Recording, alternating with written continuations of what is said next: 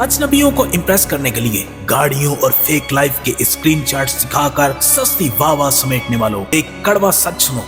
हम एक ऐसी सोसाइटी बन चुके हैं जहां ज्यादा पैसा कमाने और शॉर्टकट के चक्कर में हलाल और हराम की तमीज ही खत्म हो चुकी है। हम समझते हैं कि धोखा देकर जेब गर्म कर ली तो हम कामयाब हो गए। आज जरा सही मुस्लिम की हिला देने वाली हदीस सुनो। प्यारे नबी सल्लल्लाहु अलैहि वसल्लम ने बाजार में एक गल्ले वाले के अनाज में हाथ डाला तो वो अंदर से गीला था। आप सल्लल्लाहु अलैहि वसल्लम ने फरमाया, ये क्या है? उसने कहा कि बारिश की वजह से गीला हो गया। तब आप सल्लल्लाहु अलैहि वसल्लम ने वो तारीखी जुमला फरमाया जो आज के हर बिजनेसमैन और शॉर्टकट मारने वाले के मुंह पर तमाचा है। आप सल्लल्लाहु अलैहि वसल्लम ने फरमाया, जिसने धोखा दिया वो हम में से नहीं।